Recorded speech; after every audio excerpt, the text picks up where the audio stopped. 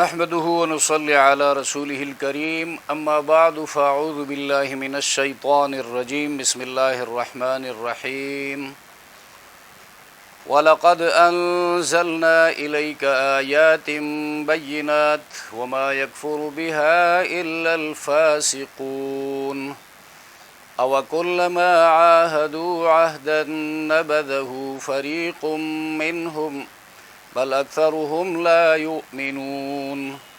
ولما جاءهم رسول من عند الله مصدق لما معهم نبذ فريق من الذين أوتوا الكتاب كتاب الله وراء ظهورهم كأنهم لا يعلمون۔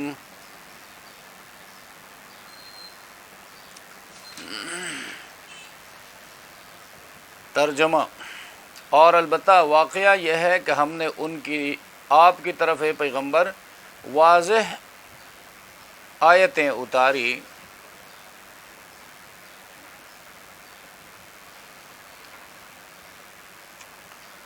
جن کا انکار حد اطاعت سے نکلنے والے ہی کریں گے۔ کیا ایسا نہیں ہے کہ جب بھی انہوں نے کوئی پختہ عہد کیا تو ان کی ایک جماعت نے ان کو پس پش ڈال دیا، بلکہ ان کے اکثر نے تو اس کو دل سے مانا ہی نہیں۔ اور جب ان کے پاس عظیم الشان رسول اللہ کی طرف سے پہنچے جو اس کتاب کی تصدیق کرتے ہیں جو ان کے پاس ہے، تو اہل کتاب کی ایک جماعت نے اللہ کی کتاب یعنی تورات کو پس پش ڈال دیا، گویا وہ اس کو جانتے ہی نہیں ہیں۔ یہاں سے یہود کے اندر نقض عہد جو ہے، کمٹمنٹ کر کے، وعدہ کر کے، معاہدہ کر کے ان کو توڑنے کی خصلت یہود کے اندر ہے، اور یہ خصلت جو ہے رکاوٹ بنی ایمان لانے کے راستے میں۔ عہد کی بات کی گئی ہے، تمام امتوں سے ان کے انبیاء کے واسطے سے عہد الستو میں قول و قرار لیا گیا۔ جب نبی آخر زمان صلی اللہ علیہ وسلم مبعوث ہوں تو وہ ان پر ایمان لائیں اور ان کی مدد کریں۔ اس عہد کا ذکر سورہ آل عمران آیت نمبر 81 میں موجود ہے۔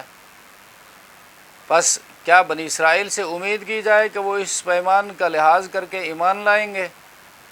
نہیں، اس کی امید نہیں، وہ حد اطاعت سے نکلنے والے لوگ ہیں اور اس قول و قرار کو پاس و لحاظ نہیں کریں گے۔ اور دوسری بات یہ کہ نقض عہد ان کی پرانی عادت ہے۔ انہوں نے جب بھی کوئی معاہدہ، کوئی عہد اللہ سے کیا تو ان کی ایک جماعت نے اس کو پس پش ڈال دیا، اور زیادہ تر لوگوں نے تو اس کو قبول ہی نہیں کیا۔ مثلا انہوں نے تورات کا مطالبہ کیا موسیٰ علیہ السلام سے، یہ ایک عہد تھا کہ وہ اس کو قبول کریں گے، مگر جب تورات عنایت کی گئی تو قبول کرنے سے انکار کر دیا، یہاں تک کہ ان کی پٹائی ہوئی، اور ڈرانے دھمکانے کے بعد تب جو ہے وہ قبول کیا، اور وہ بھی صرف زبانی سمعنا کہا اور ساتھ دلوں میں وعصینا کہا، دل تو اس کے انکاری تھے۔ اور دوسری بات، جب موسیٰ علیہ السلام طور پر چلے گئے تورات لینے کے لیے تو ان کی ایک جماعت ایمان سے پھر گئی اور بچڑے کو خدا بنا لیا، جبکہ ایمان لانا ایک عہد تھا کہ وہ غیر اللہ کی پوجا نہیں کریں گے۔ انہوں نے اس عہد کو بھی توڑا، جس کا ذکر سورہ طٰہٰ میں آئے گا۔ تیسری بات، تورات قبول کرنے کے بعد ماہی گیروں نے ہفتے کے دن کی جو حرمت تھی اس کی پامالی کی داؤد علیہ السلام کے زمانے میں، تو ان کو بندر بنا دیا گیا تاکہ جو لوگ اس قسم کی مداہنت کرتے ہیں ان کے لیے عبرت ہو، سبق ہو۔ تو غرض نقض عہد ان کی یہ پرانی عادت ہے۔ جب ان کے پاس عظیم الشان رسول آئے ہیں محمد الرسول اللہ صلی اللہ علیہ وسلم، اور قرآن کریم لائے ہیں جس کی آیتیں واضح ہیں، اور وہ تورات کی تصدیق بھی کرتی ہے، اور تورات میں نبی آخر زمان صلی اللہ علیہ وسلم پر ایمان لانے کا عہد ہے، مگر ان کی ایک جماعت نے اس کو پس پش ڈال دیا، گویا وہ تورات کے اس حکم کو جانتے ہی نہیں ہیں، یعنی سنی ان سنی کر دی، بس کچھ ہی خوش نصیب افراد ایمان لائے اور باقی سب اسے محروم رہے۔ تو وجہ یہ ہے کہ قاعدہ ہے، یعنی ان سے کہا گیا تھا تورات پر عمل کرنا یہ تمہارا مقصد ہے، انہوں نے اس کو مقصد نہیں سمجھا، اور پھر ان سے کہا کہ تمہاری قومی خصوصیت ہے عہد توڑنا اور عہد کرنا، تمہارے پاس مختلف اوقات میں تورات کی تصدیق کرنے والے رسول آتے رہے مگر تم نے ان کی کوئی پرواہ نہ کی، اب بھی مسلمانوں پر الزام رکھنے کے لیے تم نے یہ دریافت کیا کہ وحی لانے والا کون ہے۔ یہ گزشتہ آیتوں کے ساتھ اس کا ربط ہے، گزشتہ آیتوں میں گزرا ہے من کان عدوا لجبریل فإنہ نزلہ علی قلبک۔ تو جب بھی تورات کے بعد کوئی نبی آیا ہے اس نبی کو انہوں نے ریجیکٹ کر دیا، اس کی تعلیمات کو پس پش ڈال دی، انکار کیا، اور آخر میں جب محمد الرسول اللہ تشریف لائے تو ان لوگوں نے کہا وحی لانے والا کون ہے، یہ ان کے بہانے تھے۔ تو ان کا مقصد یہ ہرگز نہ تھا کہ صداقت ظاہر ہونے کے بعد اس کو مان لو گے، بلکہ نہ ماننے کے لیے یہ ایک بہانہ تھا۔ اب اس کے پیچھے ایک قاعدہ ہے، وہ قاعدہ یہ ہے جب بھی کوئی قوم زوال پذیر ہوتی ہے، اپنی تمام دنیاوی عزتوں کو کھو بیٹھتی ہے کوئی قوم، تو اس وقت یہ کہنا شروع کر دیتی ہے کہ دین کو دنیا سے کوئی تعلق نہیں ہے، مذہب کو دنیا سے کوئی تعلق نہیں ہے، مذہب کو بزنس سے کوئی تعلق نہیں ہے، مذہب کو سوسائٹی سے کوئی تعلق نہیں ہے، مذہب کو پولیٹکس سے کوئی تعلق نہیں ہے۔ یہ ایک قوم کی زوال کی علامت ہوتی ہے۔ وہ صرف کہتے ہیں روحانیات کی تعلیم دیتا رہتا ہے، بس نماز پڑھو، اللہ اللہ کرتے رہو، تلاوت کرتے ہو تو وہ کرو، بس مذہب کا یہ کام ہے، اور پھر آخرت کی کامیابی کا ذمہ لیتا ہے، یہ کرو گے تو آخرت میں کامیاب ہو جاؤ گے۔ اور پھر مذہبی لوگ جو ہیں جب اس پر پڑھتے ہیں کہ بس نمازیں پڑھو، باقی کاموں کے ساتھ تمہارا کوئی تعلق نہیں، تو دنیا کی حکومت اور سرفرازی اور عزت و رفعت سے وہ محروم رہتے ہیں۔ اس لیے قرآن کریم اس حوالے سے تزکیہ کرتا ہے، کسی نبی کی تعلیم روحانیات تک محدود نہیں ہوتی، بلکہ وہ دین اور دنیا، مذہب اور سیاست، روحانیت اور مادیت دونوں کی جامع ہوتی ہے۔ آج کل چونکہ مسلمان بھی اس مرض میں مبتلا ہیں کہ سیاست کا، دین کا سیاست میں کوئی تعلق نہیں ہے، کوئی حصہ نہیں ہے، تو جب حصہ نہیں ہے تو آج کل جو ہم دیکھتے ہیں وہی اس کا نتیجہ ہے۔ ہر جگہ مار دھاڑ ہے، ظلم کا بازار گرم ہے، قتل و قتال ہے۔ تو اللہ کے نبیوں نے ظلم کو دور کرنے کے لیے، بد اخلاقی کو مٹانے کے لیے، کفر شرک کو ہٹانے کے لیے اور انسانیت کو اس کے معراج تک پہنچانے کے لیے تشریف لائے تھے۔ ہر نبی کا یہ کام تھا، اور اصل آزادی انبیاء علیہ الصلوۃ والسلام نے اللہ کے بندوں کو دلوائی ہے۔ موسیٰ علیہ الصلوۃ والسلام کی زندگی کا مطالعہ کیجئے قرآن کی روشنی میں، اور فرعون جیسے ظالم اور جابر کے پاس جا کر وہ کہتا ہے ان ادو الی عباد اللہ، اللہ کے بندوں کو تم نے غلام بنا رکھا ہے، اپنے نظام کا تم نے پابند کیا ہے، اللہ کو تم نے بھلا دیا ہے، اپنے آگے جھکانے پر ان کو مجبور کرتے ہو، لہٰذا ان کو آزاد کر دو تاکہ وہ آزادی سے ایک اللہ کی عبادت کر سکے، اس کے احکام کے مطابق تجارت کر سکے، بزنس کر سکے، سفر کر سکے، معاشرے میں زندگی بسر کر سکے، اور ان کے حقوق ہیں ان حقوق کو، اور ڈیوٹیز ہیں ان فرائض کو وہ ادا کر سکے۔ تو ہر پیغمبر نے یہی کہا، اور دین پر عمل کرنے کا نتیجہ یہی ہوتا ہے، اور سورہ نور میں اس امت کے لیے بھی یہی فرمایا کہ جب ہم ایمان والوں کے ساتھ وعدے کا ذکر، وعد اللہ الذین آمنوا منکم وعملوا الصالحات، اللہ نے وعدہ کر رکھا ہے ان لوگوں کے ساتھ جو تم میں ایمان والے ہیں اور اعمال صالحہ کرتے ہیں، لَيَسْتَخْلِفَنَّهُمْ فِي الْأَرْضِ، ان کو خلافت عطا کرے گا ملک میں، كَمَا اسْتَخْلَفَ الَّذِينَ مِن قَبْلِهِمْ، جس طرح خلافت عطا فرمائی، حکومت عطا فرمائی پہلے لوگوں کو، وَلَيُمَكِّنَنَّ لَهُمْ دِينَهُمُ الَّذِي ارْتَضَىٰ لَهُمْ، اور جس دین میں وہ ہیں ان کے لیے وہ اس دین کو پسند کیا ہے، اس دین یعنی جس دین کو اللہ نے ان کے لیے پسند کیا ہے، یعنی دین اسلام، اس پر ان کو جما دے گا، وَلَيُبَدِّلَنَّهُمْ مِن بَعْدِ خَوْفِهِمْ أَمْنًا، اور ان کے خوف کو امن سے بدل دے گا۔ یہ تو دین پر عمل کا نتیجہ ہے، اللہ تبارک و تعالی حکومت اور تمکین عطا فرمائیں گے۔ تو جو لوگ یہ کہتے ہیں دین کو سیاست سے جدا رکھنا چاہیے، وہ بہت بڑی گمراہی میں مبتلا ہیں۔ تو یہاں بنی اسرائیل سے بھی یہی کہا گیا ہے کہ وعدہ کر کے، وعدہ کس بات کا تھا؟ اللہ کی وحدانیت پر چل کر زندگی بسر کرنے کا، اور آخر میں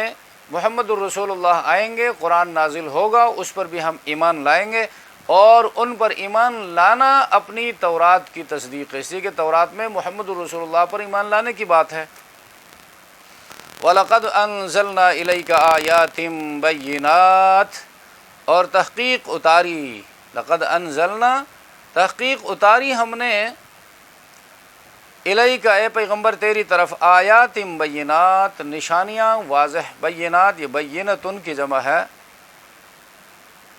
واضح عقل میں آنے والی، وما یکفر بہا الا الفاسقون، اور انکار نہیں کرتے ہیں ان نشانیوں سے، ان بینات سے، الا الفاسقون، مگر وہ لوگ جو حد سے گزرنے والے ہیں، فاسق جو بدماش ہیں، حد سے گزرنے والے ہیں۔ اب حد یہ لفظ جو ہے فسق، فاسین قاف، کوئی میوہ جو ہے وہ پک کر اپنی خول سے جب باہر آ جائے، فسقط الرطب عن قشرها، مثلا کھجور جو ہے وہ جب پک جاتا ہے تو اس کا اوپر کا خول باہر رہ جاتا ہے، اور کھجور جو ہے وہ اس خول سے باہر آ جاتا ہے، چونکہ اپنے دائرے سے کھجور باہر نکل گیا، اس کے لیے لفظ فسق استعمال ہوتا ہے۔ اور دین کے حوالے سے فاسق، دین کے دو دائرے ہیں، ایک دین کا دائرہ، دوسرا دینداری کا دائرہ۔ دین کا دائرہ وہ بڑا دائرہ ہے، یعنی توحید ہے، عقائد کا جو دائرہ ہے وہ دین کا دائرہ ہے، توحید، رسالت اور عقیدہ آخرت، کتابوں کی صداقت، تقدیر، ملائکہ پر ایمان، یہ سب دین کا دائرہ ہیں۔ اور ایک ہے دینداری کا دائرہ، مثلا نماز پڑھنا، روزہ رکھنا، حج کرنا اور زکوٰۃ دینا، یہ دینداری کے دائرے ہیں۔ ایک آدمی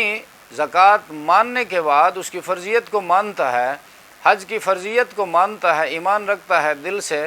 لیکن سستی سے اور کاہلی سے، شیطانی وساوس سے عمل نہیں کر سکتا ہے، یہ دینداری کے دائرے سے باہر ہوتا ہے، اس کو بھی فاسق کہا جاتا ہے۔ اور ایک بندہ اللہ کی وحدانیت کو نہیں مانتا، یا اللہ کی ذات اور صفات میں کسی کو شریک ٹھہراتا ہے،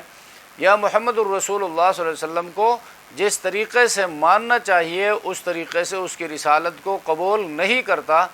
تو وہ دین کے دائرے سے باہر ہوتا ہے۔ دین کے دائرے سے جب باہر ہو جائے تو اس کو مسلمان نہیں کہا جا سکتا۔ دینداری کے دائرے سے جب باہر آ جائے، مسلمان تو رہتا ہے لیکن کام کا نہیں، نام کا مسلمان رہتا ہے۔ تو وما یکفر بہا الا الفاسقون، تو قرآن کریم میں فاسق جہاں استعمال ہوا ہے وہاں پر عموماً جو ہے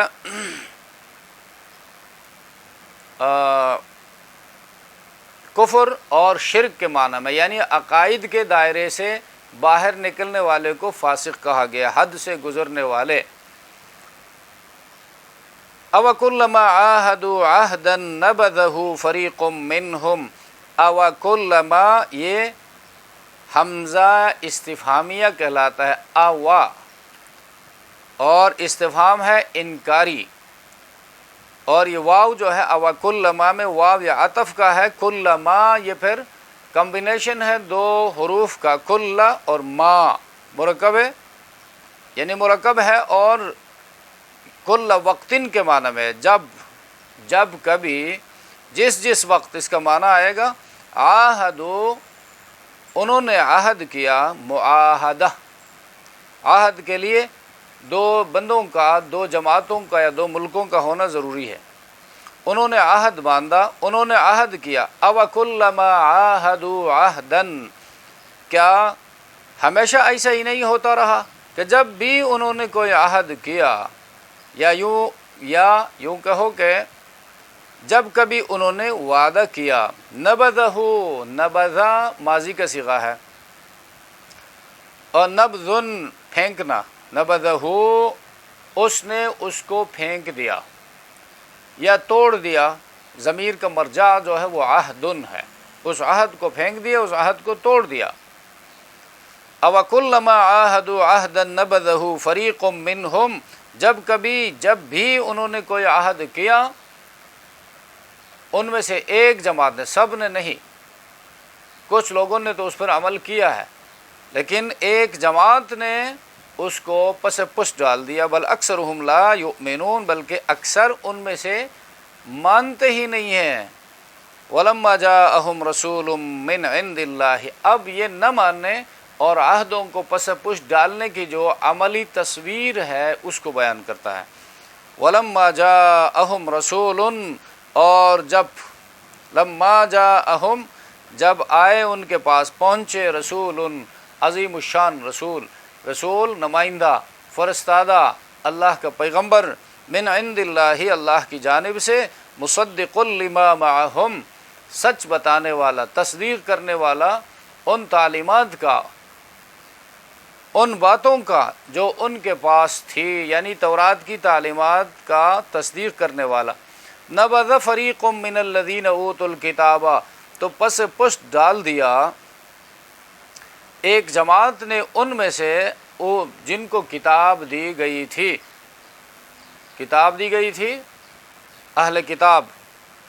کس چیز کو پس پش ڈال دیا؟ کتاب اللہ، اللہ کی کتاب کو، تورات کو۔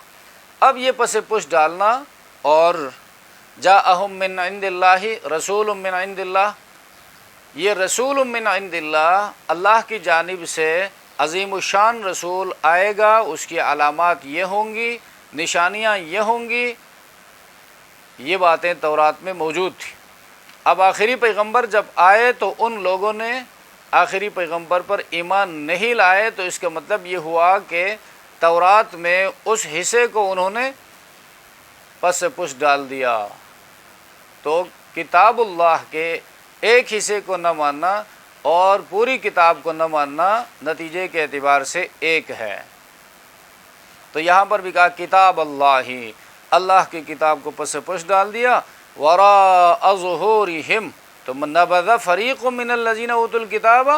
کتاب اللہ کہاں پھینک دیا؟ وراء ظہورہم۔ وراء جو ہے یہ ازداد میں سے ہے، وراء اصل میں یہ مصدر ہے جس کو بطور ظرف استعمال کیا جاتا ہے، یعنی آگے یا پیچھے کے لیے، تو آگے کے لیے کہیں استعمال ہوگا، کہیں پیچھے کے لیے استعمال ہوگا، اور اس کی اضافت جو ہے فاعل کی طرف بھی ہوتی ہے اور مفعول کی طرف بھی، اور معنی اس کا آئے گا آڑ، بیریئر، آڑ، حد فاصل، کسی چیز کا آگے یا پیچھے ہونا، اور علاوہ کے معنی میں استعمال ہوتا ہے اور سوا کے معنی میں بھی استعمال ہوتا ہے۔ تو کتاب اللہ وراء ظہورہم، ظہور ظاہر کی جمع ہے پشت، انہوں نے کتاب اللہ کو پس پشت ڈال دیا، یعنی قابل اعتنا نہ سمجھتے ہوئے اس پر عمل نہ کیا۔ آج کل بھی مغرب کے جو سو کالڈ یہودی ہیں سو کالڈ نام نہاد عیسائی ہیں وہ مسلمانوں سے یہی کہتے ہیں کہ تمہاری زوال کی اصل وجہ کتاب الہی پر عمل کرنا ہے۔ ہم نے آسمانی کتابوں کو، آسمانی تعلیمات کو بہت پہلے پس پشت ڈال دیا ہے، لہٰذا تم بھی ان رکاوٹوں کو دور کرو، کتاب اللہ کو چھوڑ دو تو ترقی کر جاؤ گے۔ لیکن پھر ان میں سے کچھ اب ایسے ہیں کہ وہ کہتے ہیں کہ روحانیت کی تسکین نہیں ہوتی ہے کتاب اللہ کی تعلیمات کے بغیر، تو انہوں نے پھر ریسرچ شروع کر دیا ہے جی، بیک ٹو بیسس، یعنی بنیادوں کی طرف واپسی۔ بنیاد کیا ہے؟ انسان کی وجدانیات ہے اور وحی کا احتیاج ہے۔ جب تک وحی کی رہنمائی میں بندہ زندگی نہیں بسر کرے گا، ایک حیوانیت کی زندگی ہے، وہ پریشان رہے گا، پریشان زندگی بسر کرے گا، آخر میں خودکشی اس کا نتیجہ ہوگا۔ تو وراء ظہورہم، یہاں پر بھی یہ سمجھنا چاہیے لفظی ترجمہ مراد نہیں ہے۔ انہوں نے کوئی اجلاس بلا کر یا سیمینار منعقد کر کے انہوں نے اللہ کی کتاب کو اس طرح پس پش ڈال دیا جس طرح ہم کسی کتاب کو اٹھا کر پھینک دیتے ہیں یا کسی اور سالڈ چیز کو اٹھا کر پھینک دیتے ہیں اپنی پشت کے پیچھے، اس طرح نہیں، بلکہ گریجولی آہستہ آہستہ کچھ کچھ کر کے کتاب الہی کی تعلیمات کو چھوڑ دیا اور ظواہر پہ باقی رہے کہ بس کتاب کو، جس طرح آج کل مسلمان قرآن کے ساتھ کر رہا ہے، کتاب کو چومتے رہو اور کتاب کو ثواب کے لیے پڑھتے رہو، کتاب کو نیا دکان خریدو تو اس میں افتتاح کے وقت پڑھتے رہو، نیا گھر بناؤ تو اس کی بنیادوں پر کچھ ختم پڑھواؤ، اور کچھ مر جائے اگرچہ اس نے پوری زندگی کتاب اللہ کی مخالفت کی ہو، اس کی بخشش کے لیے ختم کرتے رہو۔ اب ان میں سے ایک بات بھی کتاب اللہ کے نزول کے مقاصد میں سے نہیں ہے، وقت ضائع کرنا ہے۔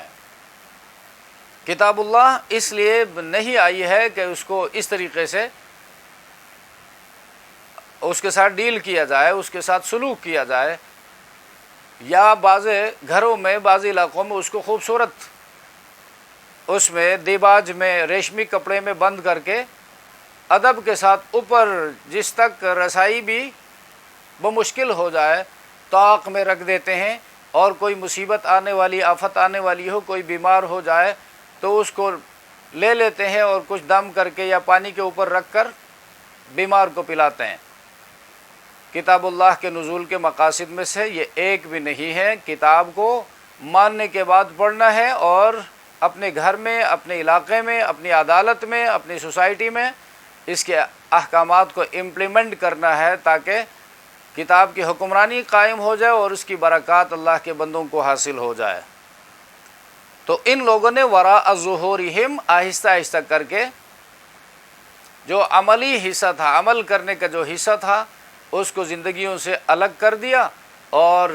سوسائٹی کے معاملات اپنی خواہشات کے مطابق چلانے لگے، سیاست کے معاملات کتاب اللہ کو الگ کر کے اپنی طبیعت کے مطابق چلانے لگے، بزنس کے معاملات، معیشت کے معاملات اپنی مین میڈ جو رولز ہیں ان کے مطابق چلانے لگے۔ تو اس کے لیے لفظ استعمال ہوئے وراء ظہورہم، اور یہی کچھ آج قرآن کے ساتھ ہو رہا ہے۔ وہ لوگ اللہ کی رحمت سے دور کر دیے گئے جب انہوں نے کتاب اللہ کے ساتھ، تورات کے ساتھ وراء ظہورہم والا معاملہ کیا، تو مسلمان قرآن کے ساتھ ایسا کر کے کیا بچ سکتا ہے؟ اگر جگہ نہیں ہے، قرآن کے لیے جگہ نہیں ہے مسلم معاشرے کے اندر، مسلمانوں کے تعلیمی نظام میں ساری خرافات کے لیے ڈپارٹمنٹ قائم ہے، تمام خرافات کے لیے فنڈ موجود ہے، منسٹری موجود ہے، اور ملازمین موجود ہیں، نوکر موجود ہیں، وقت بھی ہے، لیکن اگر نہیں ہے تو پروفیسر کی ذہنیت بھی یہ ہے، لیکچرر کی ذہنیت یہ ہے، ایڈمنسٹریٹو آفیسر کی ذہنیت یہ ہے کہ اس کو پڑھنے پر خرچہ آتا ہے، اس کے اوپر وقت ضائع ہوتا ہے۔ حالانکہ سوشیالوجی ایک سبجیکٹ ہے، معاشرتی علوم، اس میں کیا پڑھایا جاتا ہے؟ انگریزوں کے، یہودیوں کے، جو مسلمانوں کے دشمن ہیں ان کے اقوال۔ اب سوشیالوجی کے اصول قرآن میں بیان ہوئے ہیں، وہی قرآن کی طرف آ جاؤ، اس کو وراء ظہورہم مت بناؤ۔ اور اس کو صرف ثواب کی کتاب سمجھ کر مت پڑھو، اور پروفیشنل ایتھکس پڑھایا جاتا ہے، اس کے لیے ڈپارٹمنٹ ہے، سوشیالوجی کے لیے ڈپارٹمنٹ ہے، اس میں پھر کروڑوں روپیہ خرچ ہوتا ہے، اس کے لیے نوکر رکھتے ہیں، اس کے لیے فیکلٹی موجود ہے، لیکن اگر نہیں ہے تو اللہ کی کتاب مظلوم قرآن کے لیے تعلیمی نظام کے اندر جگہ نہیں ہے، تو اس کا نتیجہ ہم بھگت رہے ہیں۔ جو بھی اس نظام سے نکلتا ہے بہت بڑا کرپٹ بندہ بن کر نکلتا ہے، سرٹیفائیڈ تھیوز بن کر کرسی پہ آ جاتا ہے۔ ایک مصدقہ چور ہے، ڈگری یافتہ، جس نے قوم کا خون چوسا ہے اور کینسر میں مبتلا کر دیا ہے، اور جو سہولت کے لیے مانگتا ہے کہ سینکڑوں کینال میں میرا بنگلہ ہو، درجنوں لوگ میری خدمت پر مامور ہوں۔ اسلام میں ان چیزوں کی گنجائش نہیں ہے۔ اگر کسی کو گریڈ دیا جاتا ہے، کسی کو ذمہ داری دی جاتی ہے، سید القوم خادمہم، وہ قوم کا خادم ہوتا ہے، وہ قوم کے اندر ہوتا ہے۔ ہسپتال کے ساتھ متعلق افسر وہ ہسپتالوں میں ہوتا ہے، لوگوں کے حالات کو دیکھتا ہے۔ تعلیم کے ساتھ متعلقہ افسر وہ تعلیمی اداروں میں ہوتا ہے، وہ روز بروز بدلتے ہوئے حالات کے مطابق تعلیمی اصولوں کو دیکھتا ہے کہ آج کی ضرورت کیا ہے، آج سے 5 سال بعد 10 سال بعد کس چیز کی ضرورت ہے۔ یہ تعلیم قرآن اس کو دیتا ہے۔ جب قرآن اس کی زندگی میں نہیں ہے تو جو حالات ہمارے سامنے ہیں دیکھ رہے ہیں۔ تو ان لوگوں نے، یہودیوں نے اپنی کتابوں کے ساتھ یہ سلوک کیا، کأنہم لا یعلمون، قرآن نے فرمایا ایسے پس پش ڈال دیے گویا وہ اس کو جانتے ہی نہیں ہیں۔ یعنی کسی بندے کے ساتھ ہمارا زبردست تعلق رہا ہو،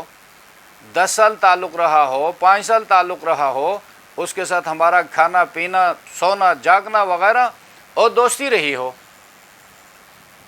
لیکن کچھ اوقات جو ہے اس سے بالکل کٹ کر غفلت کی زندگی میں مبتلا ہو گئے، اور کچھ اوقات کے بعد وہ پھر ہمارے سامنے آ جائے تو ہم اسے پوچھتے ہیں کہ بھئی آپ کہاں کے ہیں، گویا کہ اس کو جانتے ہی نہیں ہیں، گویا کہ 5 سال پہلے 10 سال پہلے اس کے ساتھ ہماری کوئی دوستی کا تعلق تھا ہی نہیں۔ ان لوگوں نے بھی تورات کے ساتھ یہی سلوک کیا۔ ان کی تمام تر عروج کامیابیاں تورات کی مرہون منت تھی، اور پھر انہوں نے تورات کے ساتھ ایسا سلوک کیا گویا کہ وہ اس کو جانتے ہی نہیں ہیں۔